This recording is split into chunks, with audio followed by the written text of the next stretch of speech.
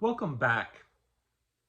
After yesterday's oblique reference to the beginnings of our usual depiction of Thanksgiving and its origins, although you can push it back far more than this, harvest festivals have been around as long as harvests have. And thankful hearts are natural and normal. Just read the Psalms and you'll find them. But the aspect of it that involves the corn, the turkey, the pilgrims, all of that, that's where we look to 1621 in Plymouth. However, the history of Plymouth did not stop that day. In fact, it was just getting going. It was very much the history of new immigrants who were appearing on the scene. And the Pilgrims were not the last of those new immigrants, not by a long shot. And some who came after them, well, let me read a bit from the year 1628. About some 3 or 4 years before this time, there came over one Captain Wollaston, a man of pretty parts, and with him 3 or 4 more of some eminency, who brought with them a great many servants, with provisions and other implements for to begin a plantation, and pitched themselves in a place within the Massachusetts, which they called, after their captain's name, Mount Wollaston.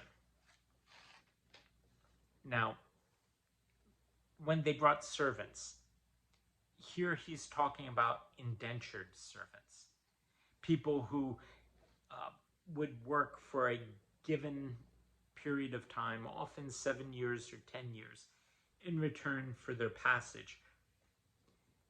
A lot of times when they got to the New World, they would run away and go to the edges of the frontier or another colony or somewhere where they could set themselves up on their own. It was something that was dealt with for the next 150 years, and they found different ways to do it. But they never really solved the problem of what to do about runaway indentured servants. And sometimes when they ran away, again, let me read what happened here.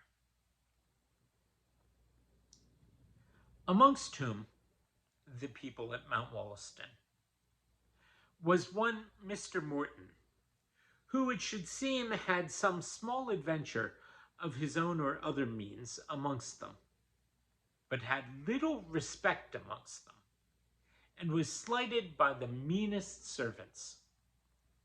Having continued there some time, and not finding things to answer their expectations, nor profit to arise as they looked for, Captain Wollaston takes a great part of the servants and transports them to Virginia, where he puts them off at good rates, selling their time to other men. Again, he's hiring out his hired servants.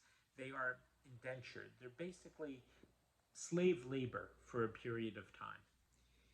And all of this is tied into what will eventually be the importation of slaves, which has already begun in Virginia just a little bit before this, 1619.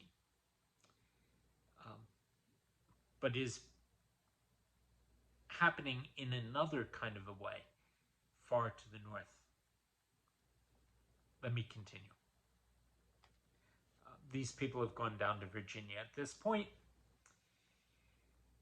and Captain Wollaston writes back to one Mr. Rastall, one of his chief partners, and accounted their merchant to bring another part of them to Virginia likewise, intending to put them off there as he had done the rest.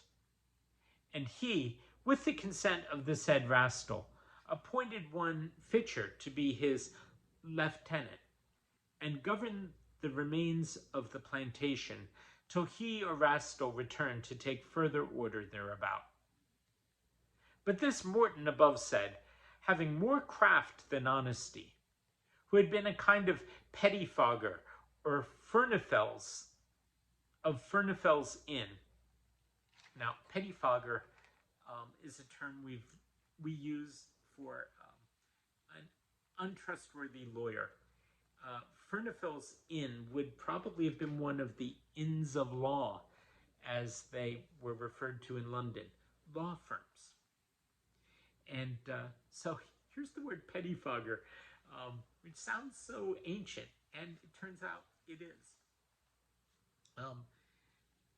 Anyhow, they've got an ambulance chaser with them.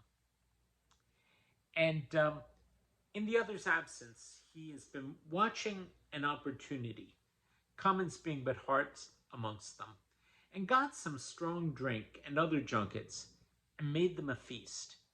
And after they were merry, he began to tell them he would give them good counsel. Now I'm going to leave it there with this unusual situation of a less than respectable person giving advice to others after he gets them drunk. And this is going to get a big problem going throughout that whole area. This is not how we usually picture life amongst the Pilgrims. And it wasn't going on in Plymouth itself, but it was going on nearby. And it was enough to be a scandal, not only to the Massachusetts Bay Colony, but even down at Plymouth. We'll pick it up tomorrow.